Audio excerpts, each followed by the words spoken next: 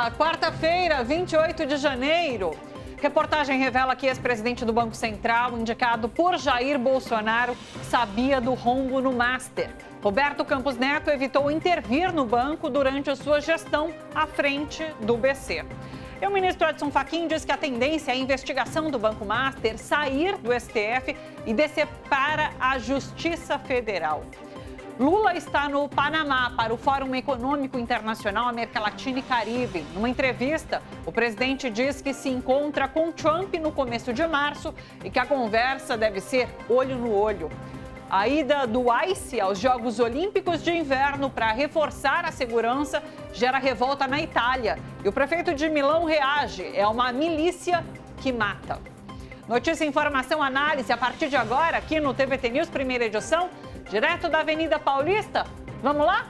Vamos juntos.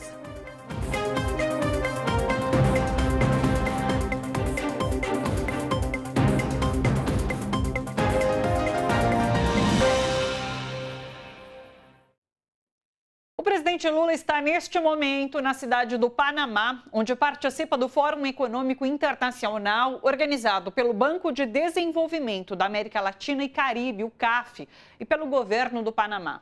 Ainda hoje, Lula tem uma reunião bilateral com o presidente do país, José Raul Mulino, para tratar de investimentos e cooperação.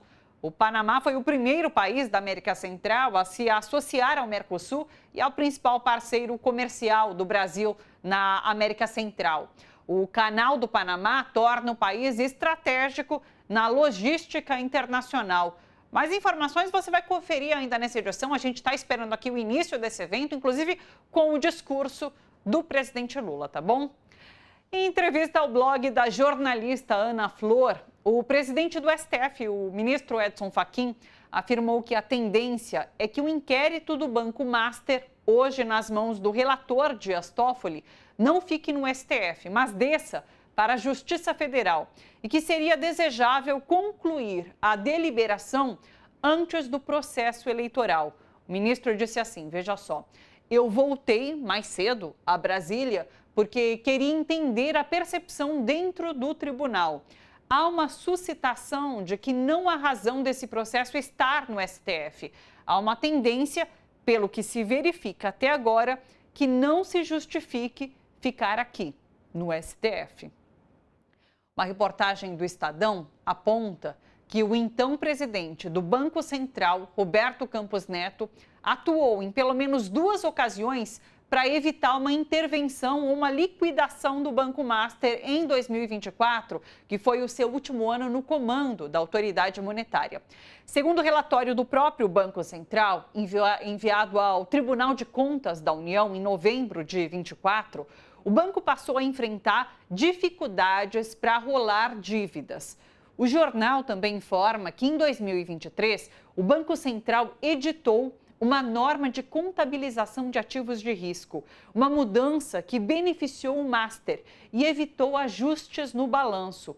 Com isso, a instituição pôde seguir operando sem aportes dos sócios ou a venda de ativos. Ainda em 2023, uma agência de investimentos privada, percebendo essa maquiagem permitida pelo Banco Central, já havia alertado clientes para o risco de comprar os CDBs do Master.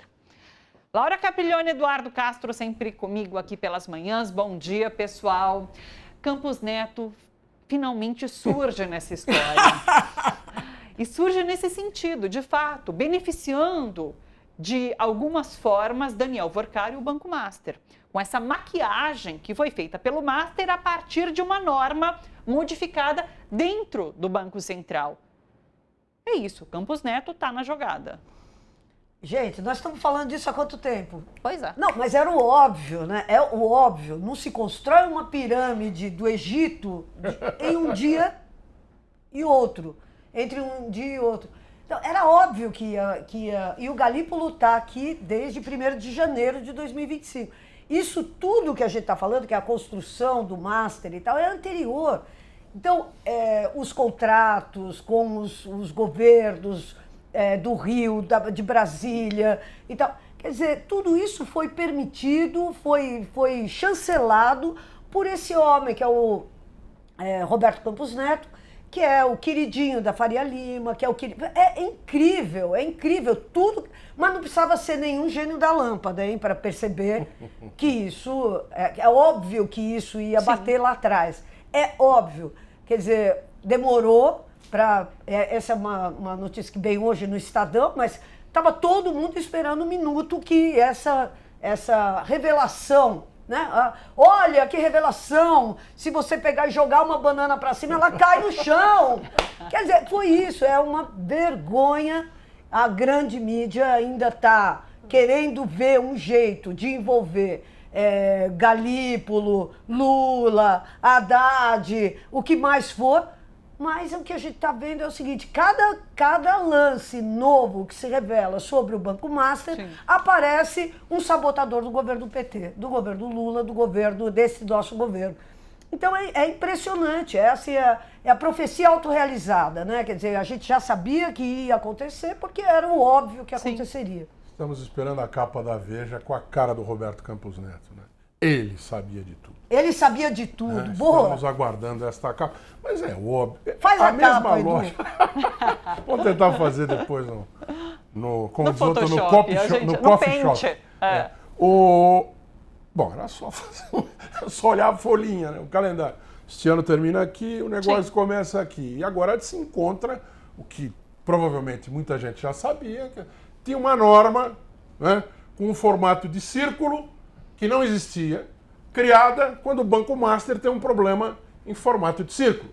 Enquanto a norma tinha formato de quadrado, você não enfiava o círculo dentro do quadrado, tá certo? A peça circular, cilíndrica dentro do quadrado. Agora, miseravelmente, por sorte, as coisas se encaixaram. Agora não. Quando o Roberto Campos Neto era presidente, as coisas miseravelmente se encaixaram e mesmo assim o Banco Central alertou. Sim. Ora. Robert Fields III não fez nada, não é? Roberto Campos Neto não fez nada, porque é Robert Fields, por causa do Bob Fields, o avô dele, que era o prócer da direita, né? E demorou, mas eu achei que ia demorar até mais, porque para preservar essas figuras há muita pressão sempre. Pressão velada, ninguém vai ligar lá para editor de jornal e fala assim, olha, não é para botar nada. Mas o cara é do Nubank, né, meu? E se você começa lá, no Jornal Nacional, a primeira coisa que aparece é Nubank que faz o oferecimento. Então, você tem pressões veladas, elas não precisam ser, elas sequer precisam ser feitas. Elas existem naturalmente. Talvez o Nubank não tenha espalhado de maneira conveniente o comercial deles para tudo quanto é lado.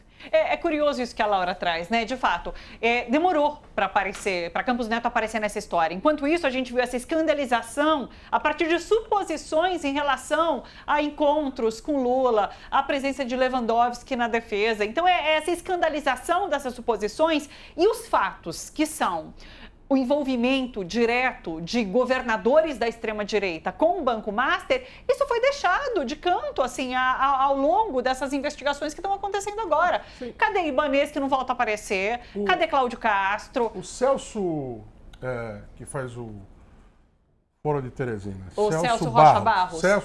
Ele já está falando há várias semanas. É um escândalo da direita. Isso. Se fosse da esquerda, estava lá escrito, só não estava escrito esquerda, mas estava lá. Governadores ligados ao governo Lula, governadores que estaria da base do governo, e estaria, mas não é da direita, é do chamado sistema financeiro. Aí é muito, muito mais lento. E outra coisa, só para passar, é a mesma lógica do INSS. Tanto na realização, quanto na divulgação. Exatamente. É algo que aconteceu no governo Bolsonaro. Sim, perfeito. Que aparece depois de um ano, porque o governo que troca o governo e o governo novo descobre, trabalha para combater, e quando é divulgado como se fosse um escândalo do governo atual. Sim. Então, a lógica é a mesma. Em ambos os casos, os prejudicados são os aposentados, pensionistas, porque lembrando que essas carteiras de crédito eram de pensões, né? Então, essas pessoas, mais uma vez, prejudicadas diretamente com o envolvimento aí da extrema-direita. Laura?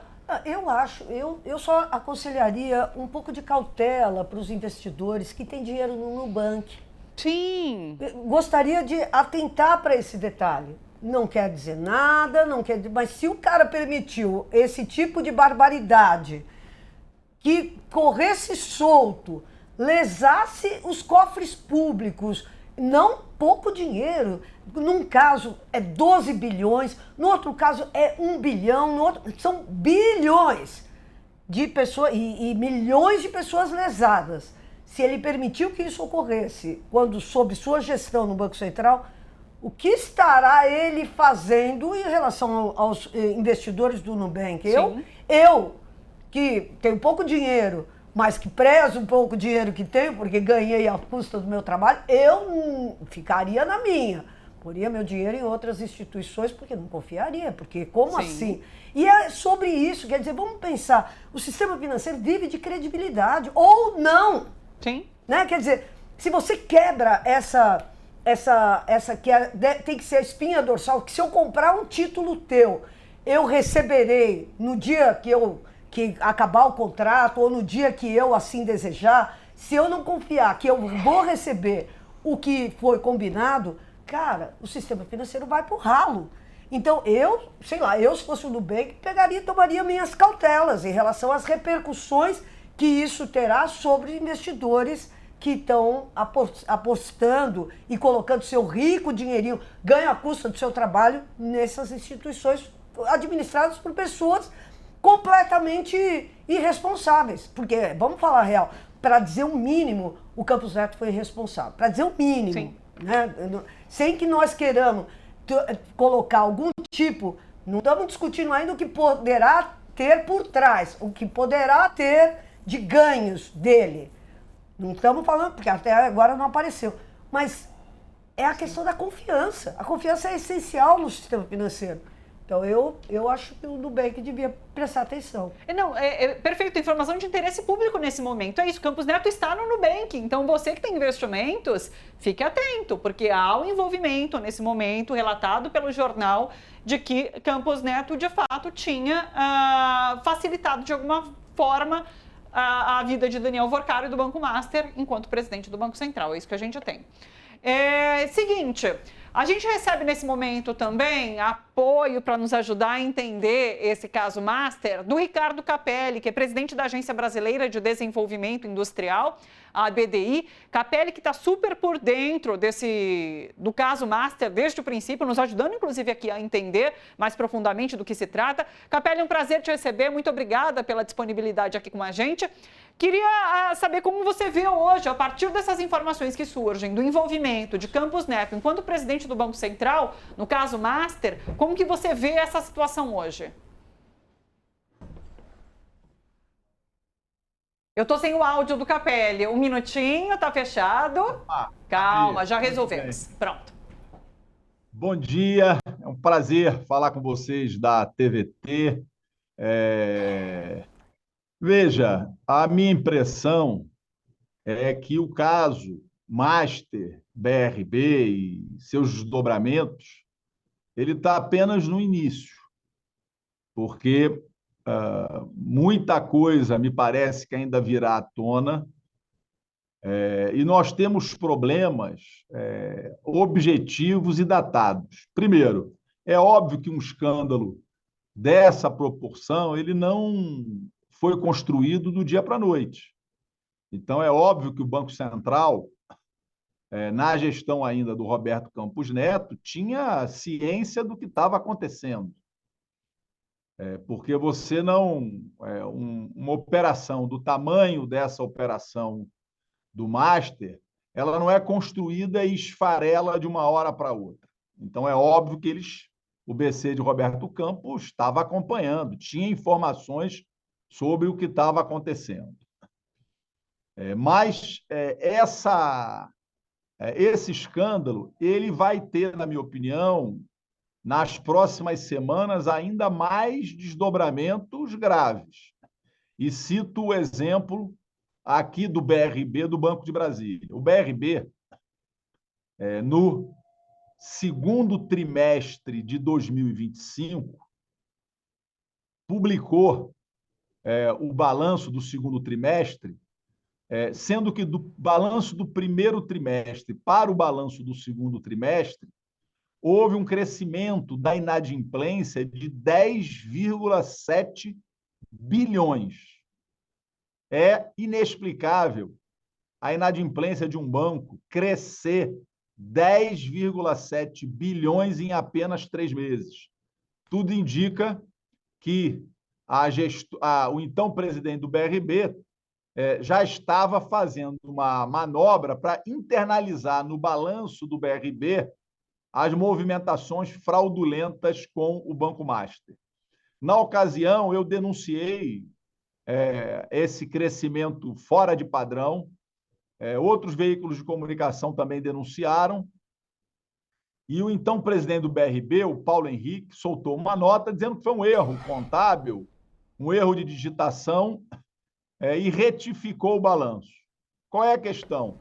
Até hoje não saiu o balanço, não foi publicado o balanço do BRB do terceiro trimestre e do quarto trimestre. Tudo indica que eles pedalaram a fraude, o rombo do balanço do segundo trimestre para frente e até hoje não saiu mais balanço. Só que o dia D está chegando. O BRB tem até o dia 15 de fevereiro para publicar o balanço integral de 2025. Sim. E essa fraude, esse rombo vai ter que aparecer. Foi por isso que o Banco Central determinou que o BRB seja capitalizado imediatamente. O BRB apresenta um patrimônio de cerca de 3,5, 3,6 bilhões de reais. O Paulo Henrique, ex-presidente do BRB, já admitiu um rombo de 2,6 bilhões na operação com o Master. Se o patrimônio do BRB cai para cerca de 1 bilhão de reais e as investigações indicam que as fraudes e o rombo no BRB, segundo o relatório da Polícia Federal, podem superar 4,5 bi. Tem gente no BRB, fontes minhas lá dentro, que dizem que pode chegar a 9 bilhões de reais.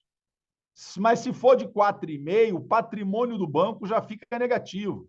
Nós vamos ter o banco desenquadrado do índice de Basileia e o Banco Central será obrigado a interromper as operações de funcionamento do BRB, agravando ainda mais a crise no banco, com repercussões no sistema financeiro como um todo. Sim.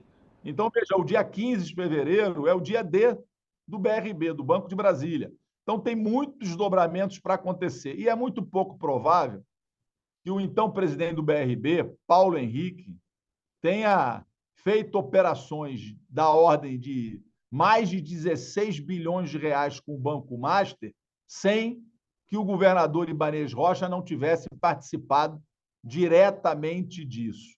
É por isso que é preciso encontrar uma saída para o BRB, que faz parte desse lamaçal, dessas fraudes no sistema financeiro, mas a primeira medida saneadora do BRB é afastar o governador Ibanez Rocha. Ele que comandou, que conduziu o banco para esse buraco, perdeu as condições políticas de atuar para tentar salvar o Banco de Brasília. Perfeito.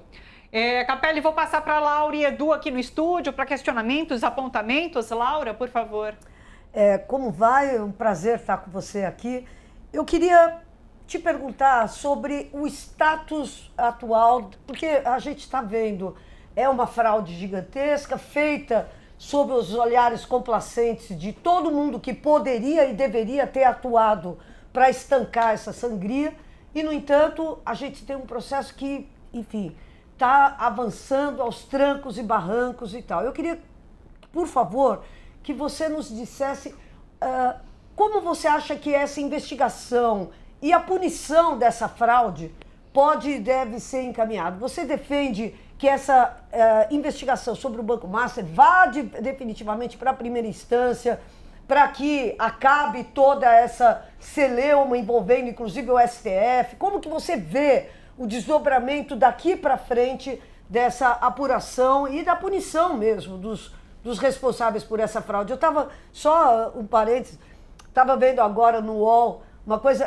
você vê que todo mundo, todos os poderosos estavam muito felizes com o Banco Master. O Lide, premiou o Vorcaro como líder de algum ano aí, agora acho que 2024. Sim. Aí tem no site do LIDE, aquela coisa, como um grande empreendedor, como empreendedor, e ele o discurso do Vorcaro é dizer, esse é o país do empreendedorismo, como se ele não fosse um batedor de carteira. Quer dizer, empreendedorismo para o Vorcaro é bater carteira. Então, mas é isso, é o LIDE do João Dória, Sim, premiando um dos maiores fraudadores e tal do país. Mas eu queria perguntar, como que a gente faz para considerar essa história, considerar que foi feita justiça em relação ao caso Márcio? O que você defende que ocorra? Olha, eu confio muito no trabalho profissional, técnico da Polícia Federal. Confio muito no trabalho técnico profissional que o Banco Central tem, com coragem, desenvolvido. Escândalos dessa natureza são impossíveis de serem abafados, escondidos, por qualquer que seja a manobra ou artifício. Então, eu tenho a convicção de que a gente está apenas no começo, que tem muito mais coisa a ser revelada e que será revelada pelas investigações, pelo trabalho profissional técnico da Polícia Federal. O que aconteceu, segundo o próprio ministro Fernando Haddad, é o maior escândalo do sistema financeiro da história do Brasil, lesando milhares de pessoas, jogando uma nuvem de desconfiança sobre o sistema financeiro nacional, que é gravíssimo, porque o sistema financeiro vive de credibilidade, de segurança, e ele é muito importante, inclusive, para a indústria. Você pega no caso da política industrial, o que a indústria é intensiva de capital, se desenvolve no médio e longo prazo, ela precisa de crédito, de financiamento. E quando você coloca todo o sistema financeiro em xeque e sob desconfiança, isso prejudica não só o sistema financeiro, mas coloca em risco as atividades produtivas, o desenvolvimento da indústria. Então, é muito grave tudo o que aconteceu, o que está acontecendo, e eu espero que tudo venha à tona e que os envolvidos sejam punidos. Nesse caso que eu estou acompanhando mais de perto do BRB, gente,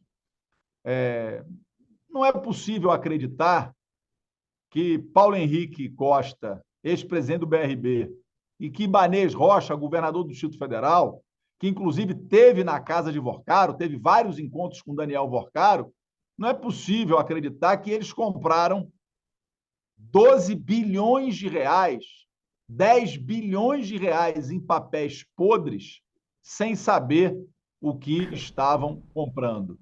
Quem ganhou com isso? Quem ganhou com isso? Que interesses estavam por trás disso? Isso precisa vir à tona. Ricardo, você deu cenários aqui em que, no pior deles, o BRB quebra, né? O Banco de Brasília quebra. Agora, tem o que fazer para o BRB não quebrar que não envolva dinheiro do distinto público, ou com o erário do Distrito Federal, ou com alguma espécie de aporte de empréstimo, ou está lascado. Quem vai pagar é o contribuinte. Lembrando que o contribuinte de Brasília, nós, todos, no Brasil inteiro, temos também uma parcela de participação no orçamento de Brasília. Tem o Fundo Constitucional, que faz com que dinheiro dos contribuintes do Brasil inteiro tenha uma participação no orçamento de Brasília. Ou seja, é o distinto público do país todo que pode pagar por essa roubalheira ou não.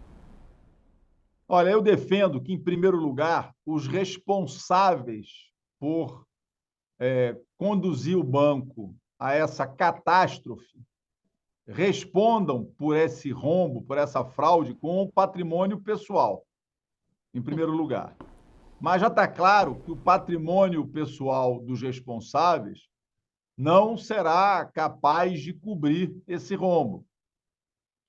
Por isso, eu defendo o afastamento do governador Ibanez Rocha. Ele perdeu as condições políticas de resolver essa crise, porque foi ele que comandou a ida do banco para esse buraco. Como é que ele que comandou a ida para o buraco vai tirar do buraco? Então, acho que ele perdeu as condições políticas. Agora, veja, as opções que estão na mesa para resolver esse problema, todas vão envolver o contribuinte do Distrito Federal, que não tem nenhuma responsabilidade sobre as fraudes que eles fizeram. A primeira opção é uma capitalização direta do banco, através do orçamento do Distrito Federal, uma vez que o governo é o acionista majoritário. Isso significa tirar dinheiro da saúde, da educação, do transporte, da segurança para cobrir o rombo que o governo Ibanez Rocha criou no BRB. A segunda hipótese que eles estão levantando, nesse momento, é a destinação de patrimônio imobiliário, terras do Distrito Federal, criação de um fundo imobiliário, passando ele para o patrimônio do BRB. Isso significa o Distrito Federal, a população do Distrito Federal, perdendo terras que deveriam ser destinadas para a política habitacional do Distrito Federal, para garantir moradia para as pessoas. Que loucura. E a terceira opção que eles levantaram seria pegar empresas públicas do Distrito Federal e transferir para o patrimônio do BRB, como, por exemplo, a CAESB, a SEB Iluminação Pública, que ainda não foi privatizada, e outra. Sim. De qualquer jeito, é pegar patrimônio do povo do Distrito Federal para tapar o rombo criado pelo governo ibanês no BRB. Então, é muito grave tudo isso que está acontecendo e é inaceitável que os responsáveis não respondam por isso. Capelli, só para finalizar, a gente falava aqui mais cedo agora sobre como é um escândalo que está intimamente ligado com a extrema-direita, né? Então, a gente tem o governador Ibanez Rocha, a gente tem Cláudio Castro no Rio de Janeiro, a gente tem o próprio presidente do Senado, o Alcolumbre também, por conta de fundos de investimento. E a gente está esquecendo de citar ele aqui, o Ciro Nogueira, porque o Ciro Nogueira tentou, inclusive, passar ali uma discussão no Congresso que aumentava o fundo garantidor de 250 para 1 milhão e tornava, inclusive, a natureza de privada para pública desse fundo. Então, assim, tem muita mão da extrema-direita nesse caso, que já é uma das maiores fraudes financeiras da história do país. Então, eu queria que você falasse um pouquinho sobre isso, porque nesses últimos dias, a gente tem levantado isso aqui, tentaram, de alguma forma, ligar esse caso com o governo Lula, citando encontros de Vorcar com o presidente Lula, falando sobre Lewandowski, ex-ministro da Justiça nesse momento, ter sido advogado de Daniel Vorcar lá no passado. Então, assim, eu queria que você falasse um pouquinho sobre essa leitura em relação a esse caso e o envolvimento da extrema-direita. Olha, parece piada querer ligar o governo do presidente Lula a esse escândalo, porque, veja, esse escândalo só existe porque, sob o governo do presidente Lula, sob o seu comando, a Polícia Federal tem absoluta autonomia para agir de forma técnica e profissional. Sob o governo do presidente Lula, o Banco Central, que já tem autonomia, tem uma autonomia ainda maior, porque o Banco Central a Polícia Federal teve absoluta liberdade e autonomia para investigar, punir, tomar todas as medidas necessárias para desbaratar essas fraudes. O diretor da Polícia Federal indicado pelo presidente Lula. No Banco Central, que agora tem um presidente, Gabriel Galípolo, indicado também pelo presidente Lula, foi o Banco Central que liquidou o Banco Master, que liquidou o Ewbank, que liquidou a REAG. É no governo do presidente Lula que a Polícia Federal deflagrou a Operação Carbono Oculto, que já vai se encontrar com o escândalo Master BRB. Tudo indica que esses fundos que você não consegue detectar quem são os donos, fundo de fundo, foram usados pelo crime organizado para lavar dinheiro. Então, quem está desmontando esse escândalo é justamente o presidente Lula. Então, querer acusar o presidente Lula de ter qualquer ligação ou qualquer conexão com esses escândalos é mais uma mentira, mais uma fake news da extrema-direita brasileira que se especializou em espalhar mentiras. Agora sim, só uma última para finalizar, Capelli. Eu queria que você falasse um pouquinho sobre o cenário político no Distrito Federal, porque uma reportagem no Estadão está apontando que o desgaste do governador do Distrito Federal, Ibanez Rocha, do MDB, abriu aí uma crise na sucessão ao Palácio do Buriti. Aliados estão avaliando que sem Ibanez nessa disputa ao Senado, a vice Celina Leão, do PP, perde força para concorrer ao governo. E com a fragilidade do principal fiador político, uma ala do MDB já discute lançar um deputado como alternativa na corrida de 2026. Como você vê essa corrida eleitoral para o governo do Distrito Federal?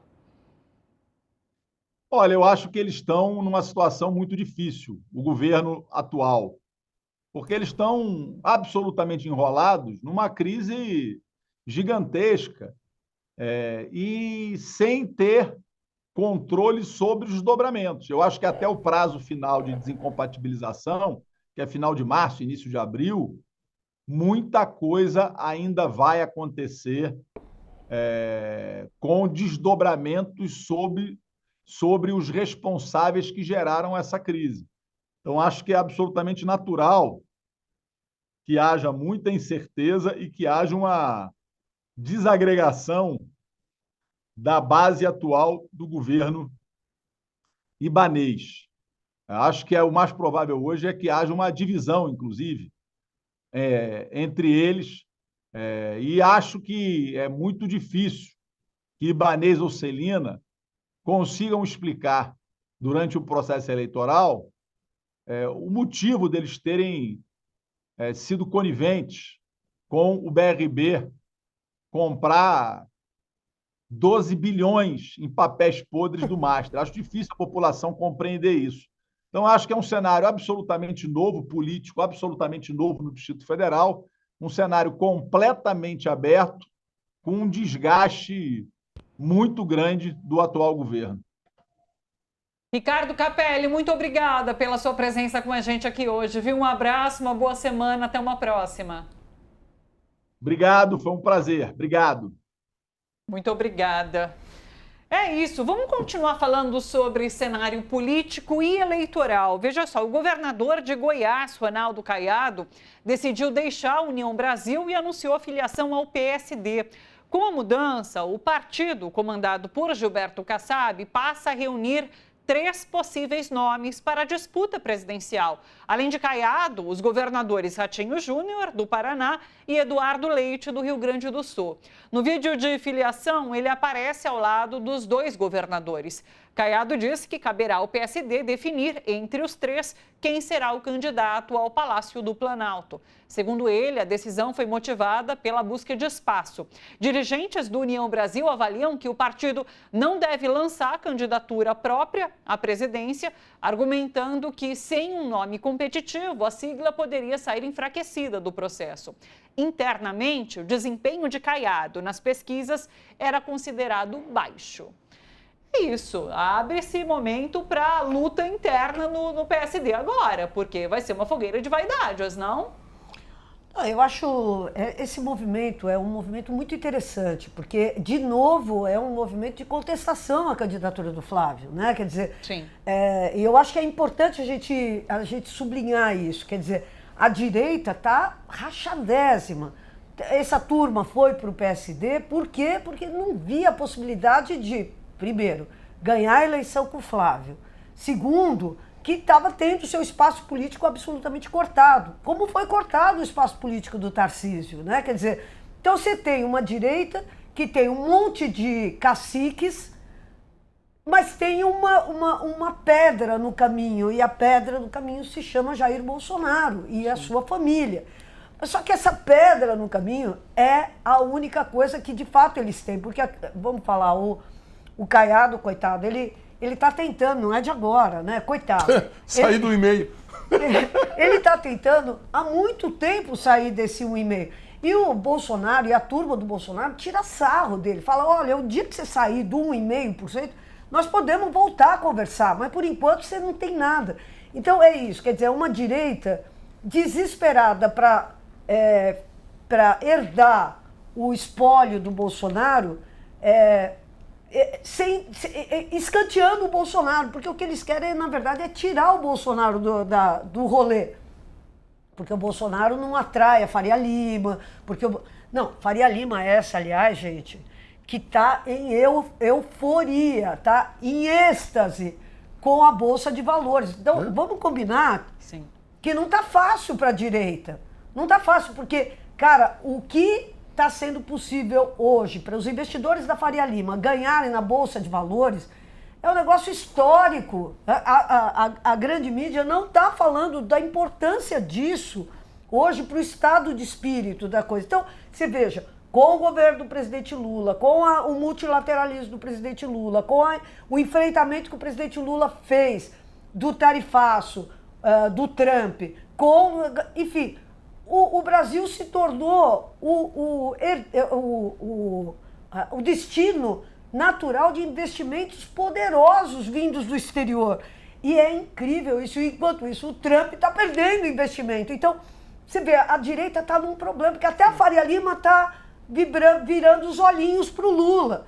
Então, de fato, a situação da direita não é fácil, porque não é fácil você se coesionar quando o dinheiro está indo ali, entendeu? Quer dizer, o Brasil está enfrentando um período virtuoso, vivendo um período virtuoso. Como é que você vai... Qual é o capital político que a direita tem diante disso? Então, Sim. É natural que ela se espraie para tudo quanto é lado, tentando ver uma oportunidade. É isso que eles estão buscando. Você sabe que isso aqui, nós temos nessa imagem 2 candidatos a senador e um candidato a presidente. Sim. Quem será? Sim. Ratinho é o preferido do Kassab, que é o cacique do partido. O Caiado, acho que é desses aí o que quer mais.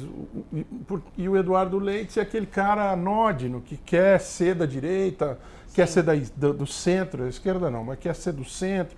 E ao mesmo tempo ele tem características pessoais que o acreditariam como talvez um nome palatável para um centro-esquerda. Ele é gay, assumidamente gay, né? Então, e ele tenta ser o que não é, porque uma dessas 3 coisas ele não é, ou 2 dessas 3 coisas. Sim. Mas aqui, ser candidato a presidente, nesse trio aqui, me lembra aqueles caras que têm, sabe, casa com piscina?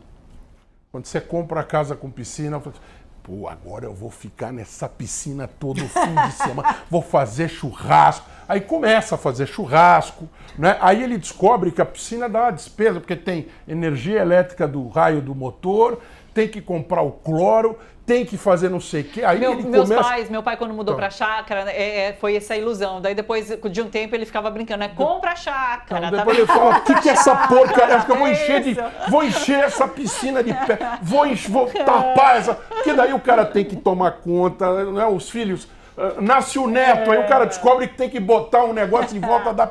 É um inferno. Então, eu tô achando que isso aqui, quando decidir quem é o candidato a presidente, vai ser igual ele ganhar uma casa com piscina. Ele vai achar ótimo, vai achar fantástico, eu sou poderoso. E aí vão vir as pesquisas. E aí ele vai... Por que eu não fui ser senador? Por que eu não fui ser candidato a senador? Para mim vai ser a mesma coisa. Mas vocês enxergam um potencial de construção de uma terceira via nesse sentido? Porque é isso que eles querem. Eles querem se descolar do bolsonarismo. No entanto, a gente tem falado aqui sobre como bolsonarismo é uma força política, inclusive que pode existir sem Bolsonaro. E essas pessoas continuam sendo bolsonaristas para além de estarem junto com Flávio Bolsonaro, no caso. Então, como vocês enxergam essa tentativa? É um fiasco, gente, porque o problema é o seguinte, não adianta eles quererem se afastar do bolsonarismo, eles são o Bolsonaro, quer dizer, quando houve as últimas eleições, essa gente não estava só não, eles estavam abraçados, Sim. Eles estavam ganhando, muito da vitória que esses caras conseguiu pendurados ali no Bolsonaro, entendeu? Então, não adianta, quer dizer, o povo tem uma guerra de narrativas e tal, mas as pessoas sabem que o grande fator de atração gravitacional para a direita é o Bolsonaro, infelizmente, para nós, e infelizmente, aliás, para o mundo. O que tem hoje é uma direita que se radicalizou, e no mundo inteiro. E no Brasil, a expressão dela é o Bolsonaro. Então, os caras não conseguem criar alguma coisa, alguma alternativa. O neoliberalismo limpinho e cheiroso, que o Fernando Henrique encarnou durante uma época, que o Aécio encarnou, isso não existe mais. Não existe mais. Ah, nós somos a favor do Estado Democrático de Direito. Não existe isso mais. Sim. A extrema-direita no mundo inteiro se radicalizou a um tal ponto que esses democratas, os neoliberais democratas, ficaram obsoletos. Quer dizer, olha isso, quer dizer, eu penso assim, olha a tristeza que é o ocaso da vida do Fernando Henrique. Olha a tristeza que é o ocaso da vida do Aécio. Ninguém consulta ele, ninguém pergunta para ele. Qual a sua opinião? Ninguém sabe, ninguém quer saber. E não é que ninguém... É terrível isso, porque eles viraram desimportantes. Porque o bolsonarismo se aliou ao mercado financeiro mais brutal. Olha, gente, vamos falar a real, hein? Vamos falar a real. Nós temos ainda Paulo Guedes, que não apareceu ainda no escândalo que Massa. era o chefe da Fazenda. Era o ministrão da Fazenda, lembra? Superministro. Não vamos esquecer. Quer dizer, nós falamos do Roberto Campos Neto, mas Paulo Guedes, que é um grande operador dentro do mercado financeiro, também não viu a fraude do Banco Master. Então, é sobre isso. Quer dizer, uma direita que se mesclou à extrema-direita e que começou a fazer negócios e tal, não sei o quê. Então, eu acho que eles não conseguirão se desfazer dessa sombra maligna que é o bolsonarismo e que eles abraçaram tão alegremente para ser eleitos na eleição passada. Perfeito. Só para fechar com essa gente, Claro. Eu gosto muito de semiótica, né? Que é a mensagem passada pela imagem. 3 homens brancos, exatamente vestidos da mesma forma. Camisa branca, os 2 que têm a barriga menor estão com um cintinho. Sei bem que é isso, Caiado. Conheço bem. Calça jeans e aquele sapatinho preto. São iguais, é a mesma coisa e tem mais ou menos a mesma quantidade de votos que não preenche ali os 10%. Que Aliás, Desculpa falar, já que você está falando do cenário, não posso deixar de falar do xadrez atrás. sim. O jogo de xadrez, esses caras são péssimos jogadores de xadrez, né? Quer dizer, eles entraram no jogo já com o rei caído, cara, porque o rei deles do xadrez está preso. Esse é todo o problema da extrema-direita. Todo o problema da extrema-direita é que o rei não está fora de combate. O sucessor do rei, que é o Flávio, é um cara que não tem diálogo com ninguém, é uma pequena pessoa.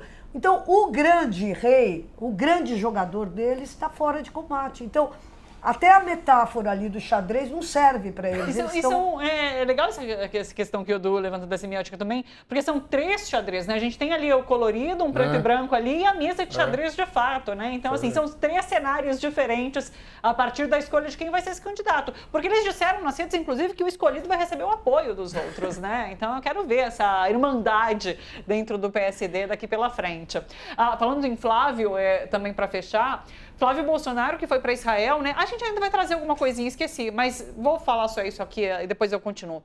Flávio Bolsonaro foi para Israel e ele tinha aí uma agenda internacional, né, para discussão. E ela ficou só em Israel, essa agenda, né? Porque ele acabou não indo para nenhum outro lugar, acho que não conseguiu nenhuma outra conversa importante o suficiente para se locomover e daí tá voltando para o Brasil agora, nesse momento. Então, disso, esse isolamento que sofre Flávio Bolsonaro aqui no Brasil e no mundo todo. Ele tem o apoio de Israel e ponto, né? Foi apresentado, inclusive, como o próximo presidente do Brasil. Não, segundo batismo. Você já viu isso? O cara fazer segundo batismo. Rebatismo. O rebatismo no Rio Jordão. Quer dizer, cara, é falta do que fazer, né? Quer dizer, quando você tem que se rebatizar, é porque tá com falta de programa, tá com falta de agenda, porque ele não tem amigos. Ninguém quer. Esse que é o problema. Ninguém quer. Enfim. Preciso fazer um disclaimer aqui. Eu quebrei a cadeira aqui, estou Nesse brigando momento? contra ela. Ai, que bom. Tá, então, de vez em quando eu vou fazer isso aqui. Não é nada fisiológico. Estou levantando a cadeira. Levanta, isso, desce. não é que fica descendo de Tudo lado bem. assim. É Situação uma imagem explicada. horrorosa. Mas está tudo certo aqui, menos com a minha cadeira e com o meu peso. É o seguinte, o Exército autorizou a aposentadoria antecipada do tenente-coronel Mauro Cid, ex-ajudante de ordens de Jair Bolsonaro. Condenado a 2 anos de prisão em regime aberto pela trama golpista, Cid vai para a reserva a partir do dia 31 por meio da chamada cota compulsória. A decisão foi assinada pelo comandante do Exército, general Tomás Paiva, e encerra a passagem do militar pelo serviço ativo. O que é uma grande afronta, né? Porque é isso, ele não perdeu patente, ele é condenado por um golpe e ele está sendo aposentado pelo Exército Brasileiro para continuar recebendo como recebia enquanto estava na ativa. Mas esse caso específico tem uma dor muito grande. Tem uma dor enorme que serve como punição. Ele não chegou ao generalato. E isso, para eles, tem um peso que é muito grande, ainda mais o pai dele sendo general, aquele homem inteligente que tirou a foto. Tem 50 anos. Tem 50 anos. Vai se aposentar recebendo uma baita grana. Mas isso ele já tinha. Essa parte ele já. Sim. Quando o cara entra para a família, né? Sim. De major coronel, ele já sabe que ele está com a vida ganha. Sim. Então, o negócio dele. 46 anos. 46 anos. Então, o negócio dele é ser general. 4 estrelas. É alto comando. Mas que brasileiro hoje que se aposenta com 46 anos? É uma afronta gigantesca, sim, mas sabe? Isso não, eu entendo a questão do prestígio. Força militar no Brasil é isso. Sim. É isso. Eles, ainda mais tem aquela... Não, porque se coloca a vida pelo país. A gente está vendo. A gente vê. Tá aí. O risco, né? Pois é. Baita risco. O presidente Lula divulgou nesta terça-feira nota em memória das vítimas do Holocausto para lembrar os 81 anos da libertação dos presos de Auschwitz, o maior campo de concentração construído pelos nazistas. Conectando o passado e presente, Lula disse que é preciso lembrar que o autoritarismo, os discursos de ódio e o preconceito foram as peças com as quais essa tragédia foi construída. Essa declaração se deu horas depois de o senador pré-candidato à presidência, Flávio Bolsonaro, chamá-lo de antissemita durante um evento em Israel. Flávio disse que, se eleito, fará mudanças na política externa brasileira para realinhar Brasil com Israel e as democracias que combatem o terrorismo. Ele quis dizer os Estados Unidos, mas Estados Unidos agora se configuram como terrorista após sequestrar um país e declarar intervir de várias formas em vários países no mundo. Então, assim, é um Estado terrorista também. Né? E ameaçar a soberania do Canadá, da Dinamarca, da Groenlândia, do Irã, da Síria, enfim, é um Estado delinquente, né? Terrorista, pois é. Antissemita. O presidente Lula e o presidente da França, Emmanuel Macron, conversaram sobre a proposta do Conselho de Paz de Trump. No telefonema, que durou aí cerca de 1 hora, Lula e Macron defenderam ainda o fortalecimento da ONU, a situação da Venezuela e o acordo União Europeia-Mercosul. Detalhes em tvtnews.com.br, viu? É só acessar o nosso site. Está aí, então, um resumo do que Macron e o presidente Lula conversaram neste telefonema. O discurso de Lula é aguardado para daqui a pouco na abertura do Fórum Econômico Latino-Americano no Panamá.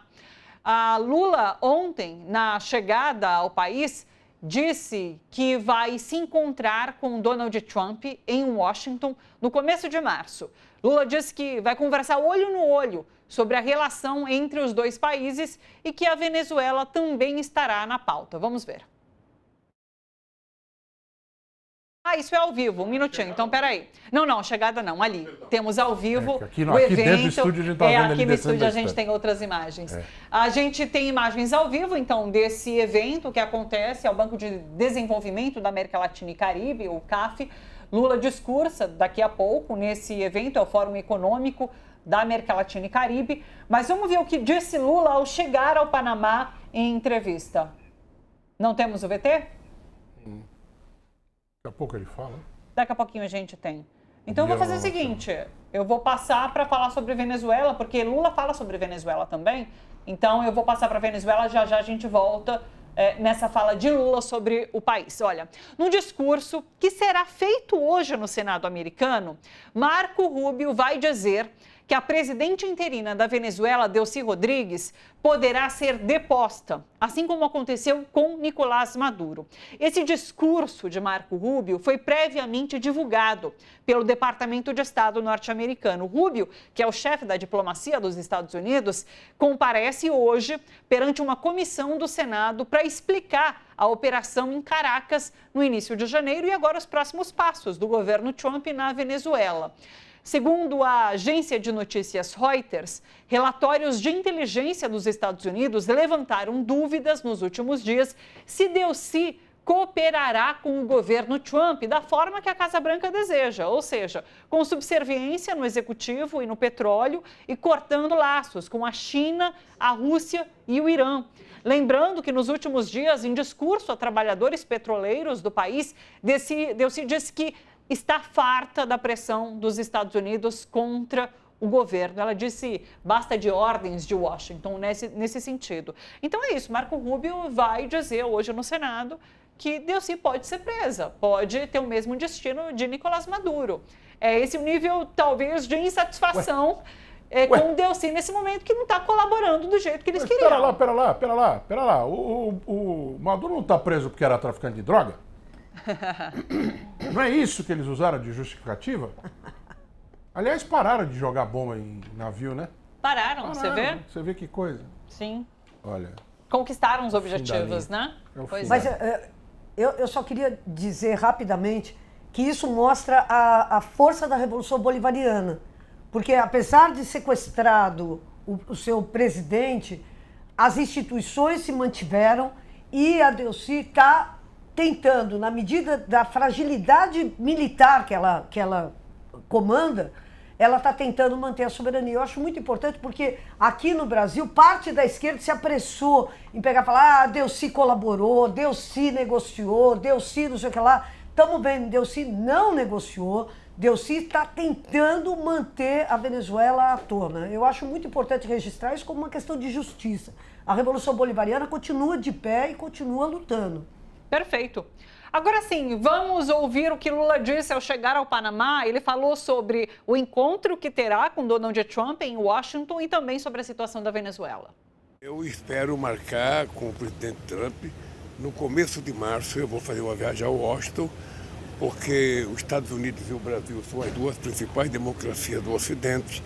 E eu acho que dois chefes de Estado precisam conversar olhando um no olho do outro, sabe, para que a gente possa discutir as boas relações entre Brasil e Estados Unidos. Eu estou convencido que a gente vai voltar à normalidade logo, logo, que a gente vai fortalecer o multilateralismo e que a gente vai fazer com que as economias voltem a crescer, porque é isso que o povo espera de todos nós. Eu conversei 2 vezes com a presidente Delcy, mas não entrei em detalhe porque ela estava muito preocupada com os acontecimentos que eram muito recentes. Eu proximamente vou falar com a presidenta Delcy. Eu espero que ela consiga dar conta do recado. É importante que o presidente Trump permita que a Venezuela possa, sabe, cuidar da sua soberania, cuidar dos interesses democráticos da Venezuela. E vamos ver o que vai acontecer. Está tudo muito recente e eu acho que nós temos que ter um pouco de paciência, porque quem vai encontrar uma solução para o povo da Venezuela é o próprio povo venezuelano.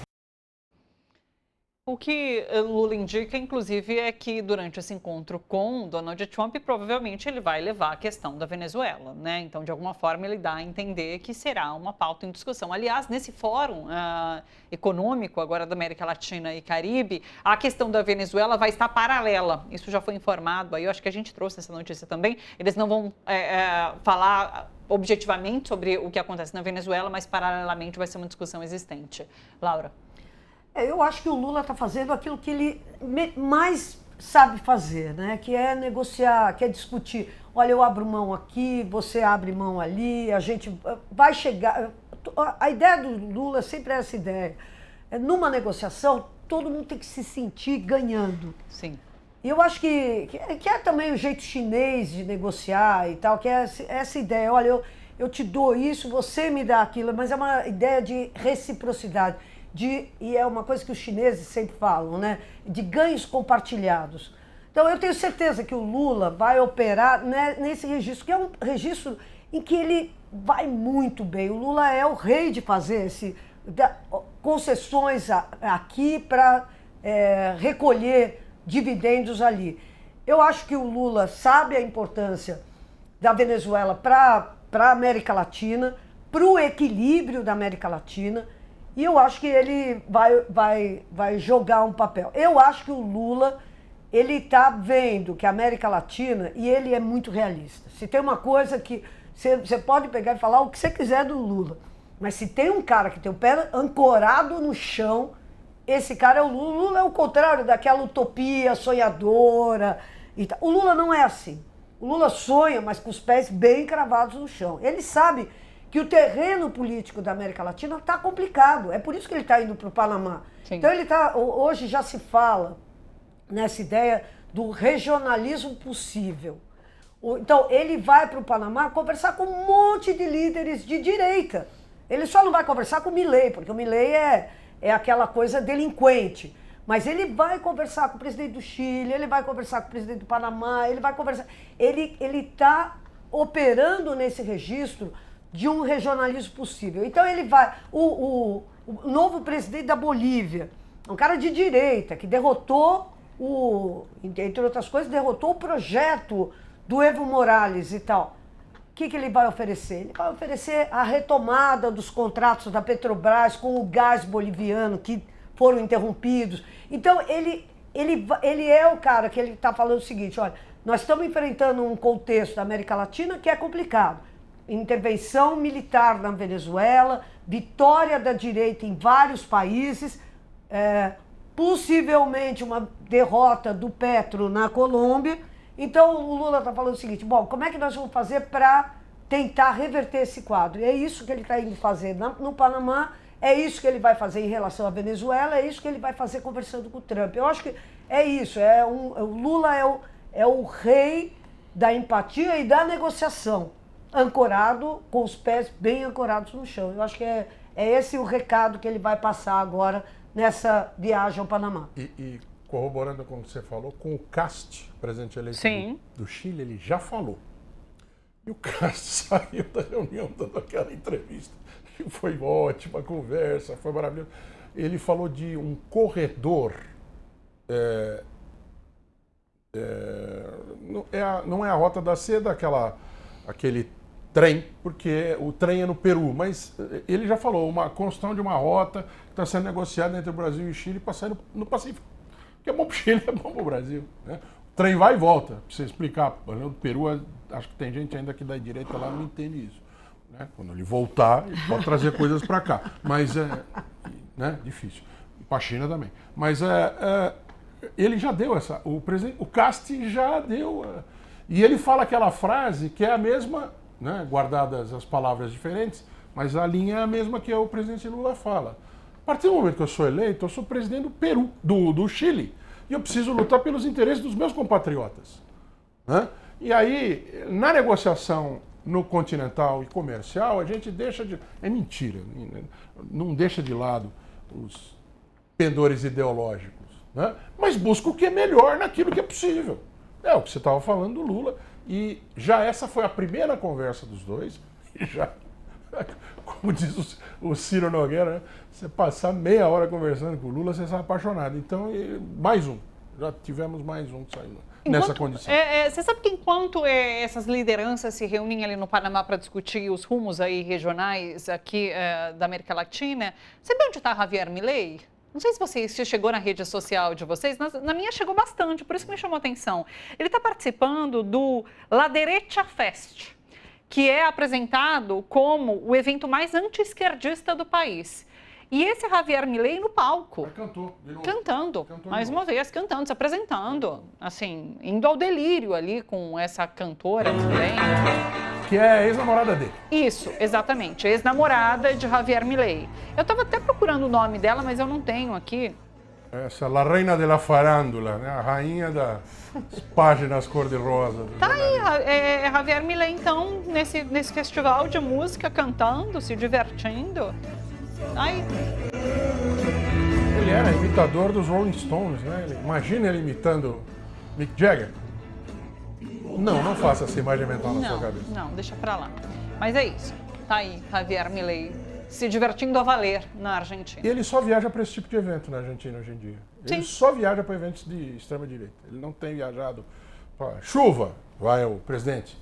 Não, o pessoal está contrastando, inclusive, essa apresentação que ele fez com o que acontece na Patagônia, neste momento, que está pegando fogo geral lá, né? E ele não disse uma palavra sobre isso, e para além dessa situação, ele postou uma imagem gerada por inteligência artificial em que ele agradece os bombeiros pelo trabalho que está sendo feito na Patagônia.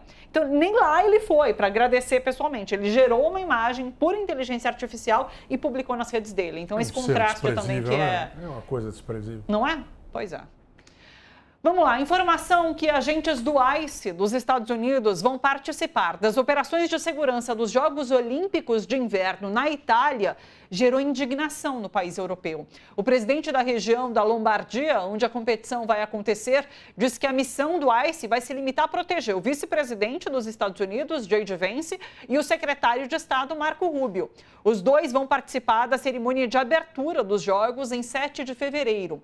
Já o prefeito de Milão, Giuseppe Sala, disse em entrevista que a agência americana não é bem-vinda e afirmou assim, abre aspas, é uma milícia que mata. É isso, ele está colocando em risco a realização dos Jogos Olímpicos, colocando o ICE ali na Itália para defender a seleção norte-americana, conforme foi dito, a seleção, na verdade, os atletas norte-americanos. E tem a questão da Copa do Mundo, que a gente estava discutindo aqui nos bastidores, mas é um outro evento que está em ameaça, Edu, por conta de ser sediado nos Estados Unidos, Canadá e México, né? Mas, assim, tem muita gente já deixando de ir para os Estados Unidos acompanhar a Copa do Mundo por conta do ICE, justamente. Tem gente, 40 mil pessoas devolveram ingresso. Puxa vida! 38 mil e tralalá até anteontem. 40 mil pessoas decidiram que não vão viajar ou não para os Estados Unidos, muito provavelmente estrangeiros, né? Sim. 40 mil pessoas é um jogo inteiro, que já, né, até mais, dependendo do tamanho do estádio. E há um movimento real de tentativa de mobilização de boicote. Um dos nomes que falou essa semana é um dos 11 vice-presidentes da Federação da Alemanha. É o presidente de um clube chamado São Pauli, que é da primeira divisão da Bundesliga. Então não se trata apenas de manifestações de eu acho que deveria, né? Entretanto, é muito difícil isso acontecer. A gente viu, enquanto isso está acontecendo no mundo, a gente viu que o presidente Lula estava recebendo de braço aberto o Gianni Infantino aqui, né, o presidente da FIFA. Sim. E assim, eu me lembro, não de vivenciar, porque eu tinha 4 anos, em 78 se fez um movimento por causa da Argentina. Isso é muito bem documentado. Johan Cruyff, principal jogador da Holanda, não veio jogar a Copa do Mundo na Argentina, e um dos motivos, não o único, mas um dos motivos foi que ele não queria se juntar. Teve o famoso jogo das eliminatórias, que não aconteceu, porque a União Soviética se recusou a jogar no Chile. Esse foi um boicote que efetivamente aconteceu. Era uma eliminatória, partida eliminatória para a Copa do Mundo. E 78. Aconteceu o jogo no estádio chamado na época Lenin, né, que depois foi da final da Copa do Mundo de 2018, mas o jogo da volta não aconteceu. Por quê? Porque aquele estádio, o Estádio Nacional de Santiago, tinha sido usado como prisão no Chile há uma semana, mês antes. Então, esse foi o mais perto que eu me lembro em termos internacionais que se chegou a um boicote de fato. Outros, talvez algum espectador e espectadora se lembre, mas o da Copa do Mundo, 78 não deu certo. E enquanto você tinha boicotes olímpicos, Sim. Né, Estados Unidos não foi para a União Soviética em 80, e 84 o Bloco Socialista não foi para Los Angeles, no futebol a bola rola porque tem muito dinheiro envolvido. Perfeito. Vamos ver. Eu também acho difícil que seja cancelado de alguma forma, mas é isso. As questões estão aparecendo e tudo por conta do que acontece nos Estados Unidos hoje. A deputada democrata de origem somali, Ilhan Omar, foi atacada durante o discurso em Minneapolis, nos Estados Unidos, na noite de terça-feira. Um homem usou uma seringa e borrifou jatos de um líquido não identificado e fétido contra ela. Omar, que é alvo frequente de Donald Trump, tinha acabado de falar que o ICE não pode ser reformado nem reabilitado e que o melhor seria abolir o ICE de uma vez por todas. O agressor foi imediatamente imobilizado e preso. Ele chegou a falar que Omar deveria renunciar. É a violência política que a gente está assistindo lá, como assistimos aqui no Brasil, inclusive, bem recentemente, né? Então, são essas manifestações que são alimentadas por uma liderança que prega ódio. Não, e a comunidade somali é a comunidade alvo, é o primeiro alvo do ICE ali em Minnesota. É importante. E é uma comunidade negra, e é uma comunidade extremamente ativa e muito bem relacionada com a sociedade local. Então, o ICE e aí é a questão, porque passa a não ser uma questão só que diz respeito aos hispânicos, sim, passa a ser uma questão que a atuação do ICE diz respeito à comunidade negra. Então, é uma coisa que desde o início está envolvendo dois grupos que são os mais vulneráveis dos Estados Unidos, que é a comunidade latina e a comunidade negra. Então, eu acho que esse tipo de ataque aqui atualiza, entendeu? Que esse é um governo supremacista, é um governo fascista, é um governo racializado, é um governo branco, é um governo de extermínio dos grupos minoritários. Então, acho que esse tipo de ataque merece o nosso mais profundo repúdio, mas eu tenho certeza que isso, sendo veiculado por todas as redes, atualiza a indignação, sim, do povo negro americano em relação a esse governo, essa gestão de Donald Trump. É erosão do Estado de Direito, né? Erosão da democracia. Lula está falando. Só depois eu vou contar por que dizem que o Trump tem tanto ódio de somalis. Oba. Vamos rapidamente, vamos para lá ouvir então um trechinho de Lula e a gente já volta para o estúdio. E convidados desse Fórum Econômico Internacional, América Latina e Caribe.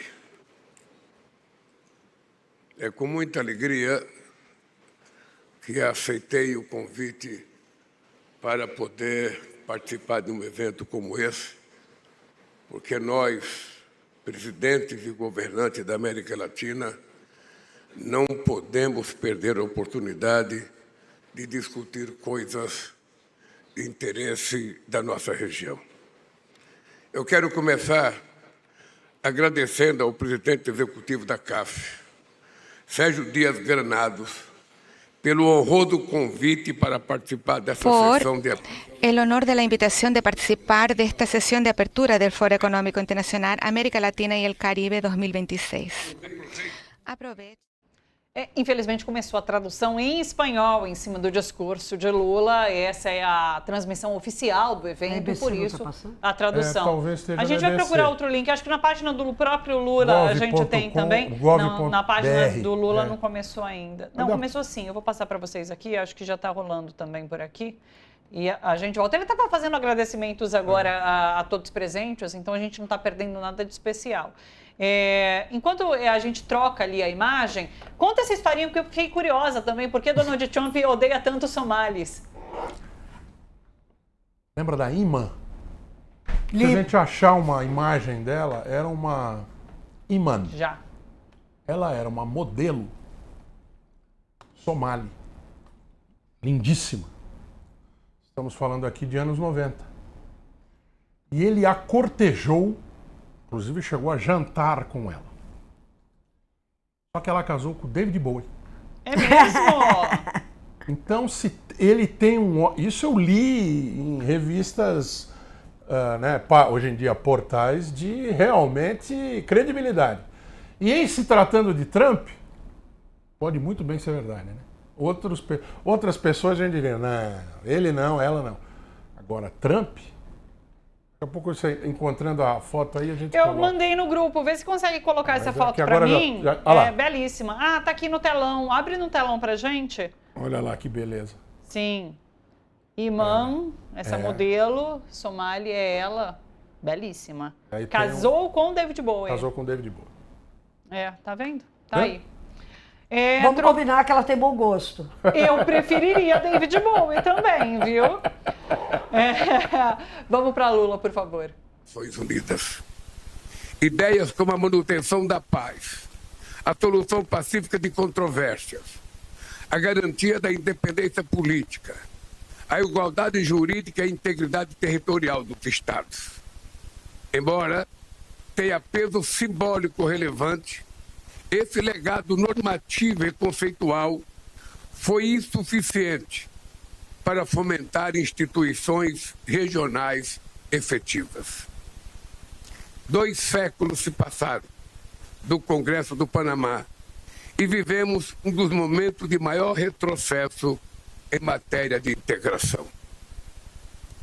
A breve experiência da Unasul entre 2003 e 2014 sucumbiu ao peso da intolerância que impediu a convivência de visões diferentes. Voltamos a ser uma região dividida, mais voltada para fora do que para si própria. Permitimos que conflitos e disputas ideológicas alheios se imponham. As ameaças do extremismo político e da manipulação da informação se incorporam ao nosso cotidiano. Passamos de reunião em reunião, repletas de ideias e iniciativas que nunca saem do papel.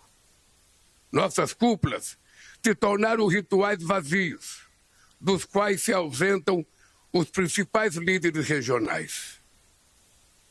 Como resultado, a única organização que engloba a totalidade dos países da América Latina e Caribe, a CELAC, está paralisada, apesar dos esforços do nosso querido presidente Petro. A CELAC não consegue produzir nem mesmo uma única declaração contra intervenções militares ilegais que abalam a nossa região. Não fomos capazes de enfrentar de forma coordenada desafios sistêmicos como a Covid-19. Avançamos lentamente no combate ao crime organizado transnacional. O enfrentamento do aquecimento global ainda padece de ação coletiva mais robusta e mais forte.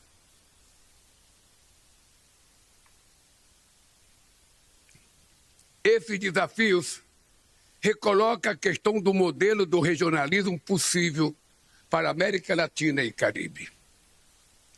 Em um contexto global de ruptura da ordem liberal e do ressurgimento do protecionismo e do unilateralismo, os paradigmas endógenos ligados ao pan-americanismo e ao bolivarianismo são insuficientes. Também não podemos nos valer de modelo de integração que poucos refletem as nossas realidades. Devemos olhar para a União Europeia como uma referência positiva, mas sem ignorar todas as diferenças históricas, econômicas e culturais. O peso das identidades nacionais torna inviável, a curto prazo, qualquer projeto de envergadura parecida com o europeu. A proximidade geográfica com a maior potência militar do mundo é outra referência inescapável, seja pela sua presença ou pelo seu distanciamento, sobretudo num contexto de recrudescimento de tentações hegemônicas. Falta às lideranças regionais convicção sobre os benefícios de adoção de um projeto mais autônomo de inserção internacional. Diante das dificuldades de pactuar um marco retórico próprio, nossos países deveriam concentrar-se na mobilização dos trunfos inexplorados pela região para promover sua inserção competitiva na ordem global. Dispomos de ativos de ordem política e econômica que pode conferir materialidade ao impulso integracionista. Primeiro, contamos com potencial energético relacionado às reservas de petróleo e gás, hidroeletricidade, biocombustíveis e energia nuclear, eólica, solar. Possuímos variadas condições de solo e clima e avanços científicos e tecnológicos para a produção de alimentos. Abrigamos a maior floresta tropical do planeta, mais de 1/3 das reservas de água doce do mundo e riquíssima biodiversidade. Reunimos recursos minerais abundantes, inclusive minerais críticos e terras raras, essenciais para a transição energética e digital. Temos escassos contenciosos na fronteira. Somos um mercado consumidor expressivo de mais de 660 milhões de pessoas. Não vivenciamos graves conflitos religiosos ou culturais e contamos com uma predominância de governos eleitos democraticamente. A América Latina e o Caribe são únicos. Cabe a nós assumir que a integração possível é a que estará calçada na pluralidade de opções. Guiado pelo pragmatismo, podemos superar divergências ideológicas e construir parcerias sólidas e positivas dentro e fora da região. Essa é a única doutrina que nos convém. Seguir divididos nos torna todos mais frágeis. Minhas amigas e meus amigos, em um mundo envolto em turbulências, o Brasil escolheu o caminho da democracia, da paz, do multilateralismo e da integração regional. Nossa estabilidade política, social, econômica, fiscal e jurídica tem sido reconhecida em todo o mundo. Nos últimos anos, o Brasil atraiu volumes recordes de capital estrangeiro. Seguimos promovendo um comércio internacional justo, equilibrado e baseado em regras multilateralmente acordadas. Respondemos à prática protecionista com diálogo, firmeza e apoio às nossas empresas. Em 2025, superamos marcas históricas de exportações e importações. Nossa corrente de comércio foi de 629 bilhões de dólares. Isso é resultado de uma estratégia consistente de diversificação de parcerias com economias tradicionais e emergentes. Mostramos que um novo modelo de desenvolvimento com inclusão e sustentabilidade é possível. Desde 2023, o Brasil cresceu acima da média mundial, controlou a inflação e alcançou o menor desemprego da nossa história. Valorizamos o salário mínimo, aumentamos a renda dos trabalhadores, elevamos justiça tributária a milhões de brasileiros. Saímos, mais uma vez, do mapa da fome da ONU. Em 2 anos, a pobreza deu lugar à inclusão social de 17,4 milhões de pessoas que ascenderam de classe social no Brasil. Estamos na vanguarda da economia verde. 90% da nossa matriz elétrica é renovável. Somos líderes em biocombustíveis. Nosso plano de transformação ecológica identificou 90 bilhões de dólares em projetos que vão impulsionar a economia verde. Em breve, lançaremos um mapa do caminho para reduzir gradativamente a dependência de combustíveis fósseis.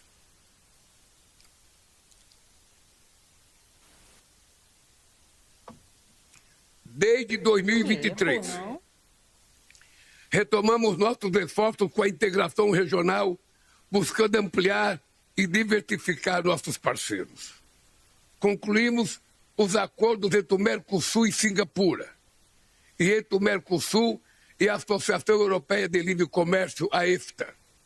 Após 26 anos de negociações, assinamos o acordo Mercosul-União Europeia, que abrangerá um mercado de 720 milhões de pessoas e um PIB de 22 trilhões de dólares. Vamos ampliar os acordos comerciais que temos com a Índia e o México. Desde 2023, retomamos nossos esforços com a integração regional, buscando ampliar e diversificar nossos parceiros. Concluímos os acordos entre o Mercosul e Singapura, e entre o Mercosul e a Associação Europeia de Livre Comércio, a EFTA. Após 26 anos de negociações, assinamos o acordo Mercosul-União Europeia, que abrangerá o mercado. Estamos acompanhando o discurso de Lula nessa abertura do Fórum Econômico da América Latina e Caribe. Daqui a pouquinho a gente volta para ouvir mais o discurso de Lula. Ele fala um pouquinho sobre a situação no Brasil, fala sobre o acordo Mercosul nesse momento, né, encaminhado com a União Europeia. Eu vou trazer Altamiro Borges nesse momento, jornalista, presidente do Centro de Estudos da Mídia Alternativa Barão de Itararé, voltando às participações com a gente aqui às quartas. Então, feliz ano novo, já quase em fevereiro, mas mesmo assim, Miro, um beijo para você. E aí, tudo bem por aí? Tudo bem, Thalita? Tranquilinha, mocinha? Feliz ano novo. Tudo certo, Miro. Miro, vamos falar brevemente aqui sobre caso Master, porque quero te ouvir sobre isso. A gente começou aqui o programa tratando sobre o caso Master, a partir de revelações sobre Campos Neto e formas como ele teria protegido a Daniel Workar e o próprio banco. E nos chama a atenção nesse momento como esse movimento da grande mídia tentando relacionar de alguma forma o caso Master ao governo Lula, né? Trazendo reunião que foi feita com o próprio Lula e a figura do Lewandowski também como advogado de defesa de Workar antes de assumir o Ministério da Justiça. Eu queria te ouvir um pouquinho sobre essa situação. Eu vi que você, inclusive, no seu blog postou sobre o Luciano Huck como garoto propaganda da Will Bank, que é esse braço do Master, que também foi liquidado agora na última semana, né? Então, Thalita, esse caso Master, eu penso que é um caso gravíssimo, né? Que revela todos os podres desse mundo financeiro, né? Dos abutres financeiros do Brasil, né? E que deve, então, ser investigado a fundo, doa quem doer. Tem que ser investigado a fundo, doa quem doer.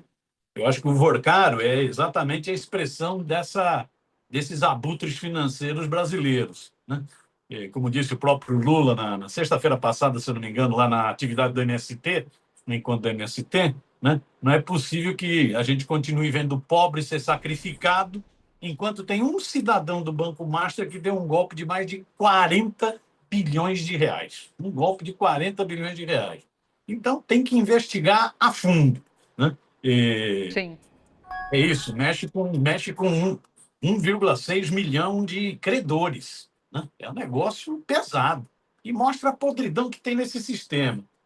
Eu acho que esse caso envolve interesses muito poderosos, né? Que a mídia, é impressionante, a mídia abafa.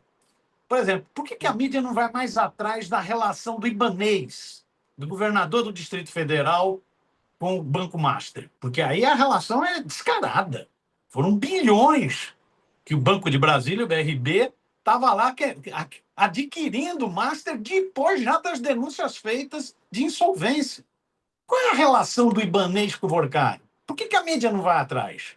Impressionante, o Ibanez continua sendo candidato bolsonarista ao Senado no Distrito Federal. Como pode? Por que a mídia não vai atrás daquele carniceiro do Rio de Janeiro, o Cláudio Castro? Por que não vai atrás do matador? Cláudio Castro empenhou grana da Previdência dos servidores no Master, em papéis podres. Por que não vai atrás do Cláudio Castro, que também é candidato a senador bolsonarista? Por que não vai atrás? Por que não vai atrás do Ciro Nogueira, o lobista do Workar no Senado, presidente do PP, falante, todo falante, agora está meio escondidinho. Por que não vai atrás do Ciro Nogueira? Cara que tentou liberar mais grana para o Fundo Garantidor para favorecer o Master. Por que não vai atrás? Então, tem interesses muito poderosos, interesses, inclusive, envolvendo todo o sistema financeiro, né? Todo o sistema financeiro. Você vê que, essa semana, uma associação de defesa do consumidor entrou com um processo, uma ação civil que está acusando a XP, o BTG, o Nubank, de omitir os riscos com as CDBs do Banco Master. Omitiu. Vai passando CDB e omitia. Por que não vai atrás disso? Por que não vai atrás do Bob Fields Neto, o ex-presidente do Banco Central, que abriu a porteira para essa ação criminosa? Então, a mídia, ela está com problema. Ela podia, inclusive, entrevistar o Luciano Huck, para saber por que o Luciano Huck foi o garoto propaganda desse braço digital do Master, do Banco Master, né, do Eubank, né? Foi o braço digital, que é o braço digital, e que entrou em liquidação na semana passada também. Entrou em liquidação, né? O Luciano chegou a pensar em adquirir cotas do Eubank, não é isso? Ser um dos compradores do Eubank já nesse processo turbulento que está vivendo, né?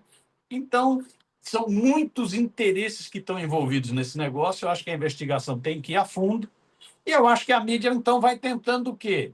Vai tentando meio que desviar o foco.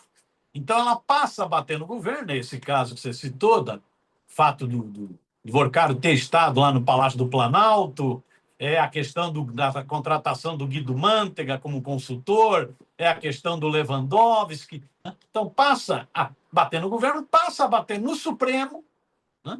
É lógico que o Supremo precisa melhorar, precisa se aperfeiçoar, isso é uma crítica antiga, né? Mas por quê? Qual a razão de tanto ataque ao Supremo nesse momento?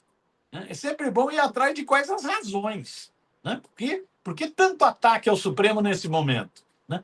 Então, eu acho que é uma coisa diversionista, perigosa, tira o foco, limpa a barra do Vorcaro, limpa a barra do Ibanez, do Cláudio Castro, do Ciro Nogueira, né? De outros bancos que fazem o mesmo esquema, né?